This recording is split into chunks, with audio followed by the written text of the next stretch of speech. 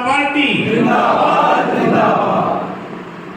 देर बहुत लगाया जाता है कि सुस्ती में हो, निद्रा में हो, या निगाह कर हो जाए। आज की इस महत्वपूर्ण नगर की बैठक में उपस्थित हमारे ऊर्जावान नगर मंडल के अध्यक्ष अनुभव पाठक जी का वंदन अभिनंदन है। अभी उन्होंने सारी रूपरेखा आपके सामने रखी। यहाँ पर उपस्थित हमारे वरिष्ठ नेता और पूर्व जिला महामंत्री विजय नायक जी का भी मैं वंदन अभिनंदन करता हूँ। अभी आप सबका मार्गदर्शन करा जो अमृति के जिला अध्यक्ष जी ने उनके कार्यक्रम बताए, उनका भी वंदन अभिनंदन है। महामंत्री द्वय हमारे जवान सिंह जी गुंडिया और राजेश थापा जी का भी वंदन अभिनंदन। सामने बैठी हुई मातृ शक्ति का भी वंदन अभिनंदन। पूर्व जिला पदाधिकारी और सभी मंडल के पदाधिकारी और सभी बूथ अध्यक्ष यहाँ उपस्थित कार्यक्रम सदस्य सबका मैं अभिनंदन करता हूँ। महत्वपूर्ण विषय है हर घर तिरंगा। इसकी आवश्यकता को तो पड़ी। हर घर तिरंगा फहराने की सदियों से फहराता है। जब दिन आजाद हुआ 1947 कार्यक्रम हो रहे हैं, हर साल होते हैं 15 अगस्त। पर इस बार भारतीय जनता पार्टी की जब से सरकार आई है और संगठन के केंद्रीय नेतृत्व ने और प्रादेशिक नेतृत्व ने कुछ सोच कर निर्णय लिए। उसके पीछे लॉजिक क्या है, हेतु क्या होना चाहिए? उसके पीछे हेतु ये है कि आज़ादी के बाद जितनी केंद्र में सरकारें रही, उन्होंने इन दोनों प्रोग्रामों को सरकारी तंत्र का प्रोग्राम बनाकर रख दिया। जनता जनार्दन का उसमें समावेश नहीं होता। जनता के बीच संदेश जाना चाहिए राष्ट्रभक्ति का, तिरंगा का, वो नहीं जाता।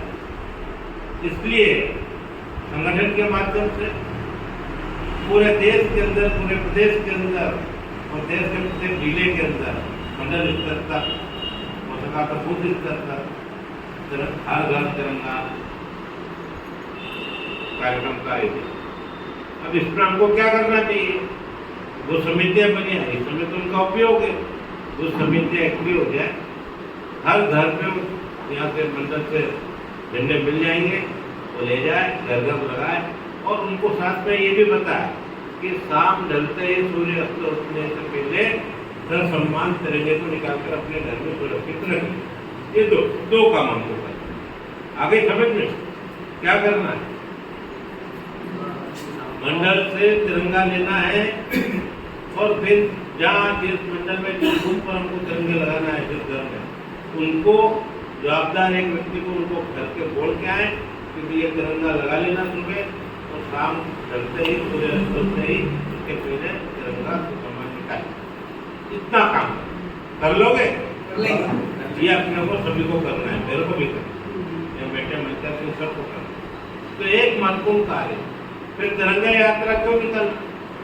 तो हमारे मन में विचार आता होगा कि इतने बड़ा आयोजन होता है कॉलेज पे और पुलिस ग्राउंड पे, फिर हमको कब तिरंगा यात्रा इसलिए निकालना है कि हमको ये संदेश देना है कि हिंदुस्तान की आन बान और शान हमारा तिरंगा है। राष्ट्रभक्ति का द्योतक है। इसके मान और सम्मान में देश की सीमाओं पर सैनिक अपने प्राणों को न्यौछावर करने के लिए तत्पर रहते हैं।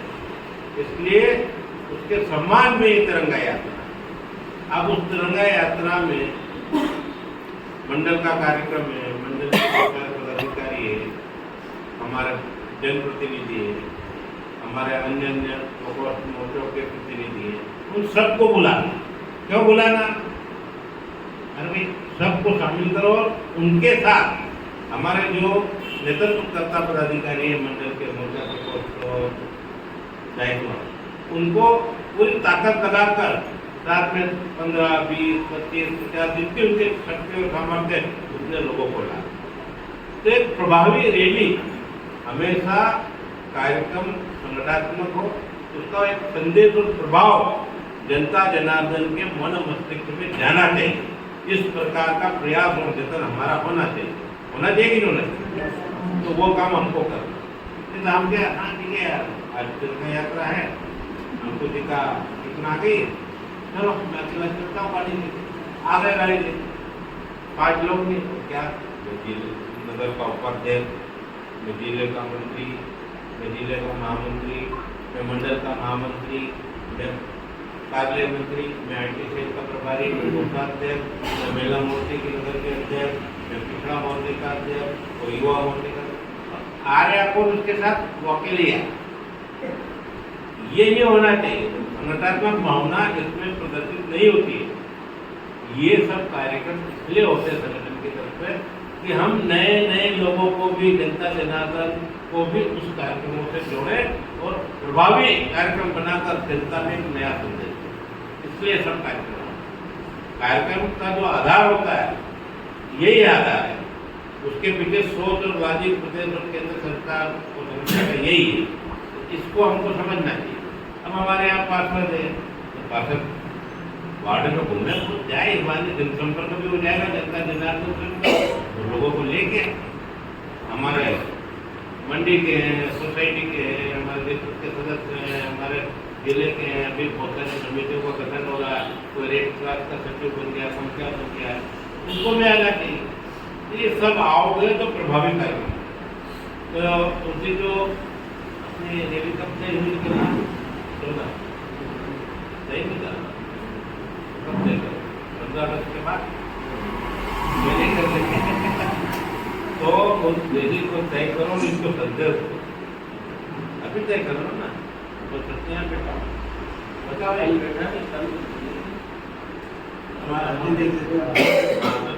हमको लिखा संदेश का नहीं है ना, नामांकन जो होता है निकलती है, व्यवस्था निकलती है, विस्तार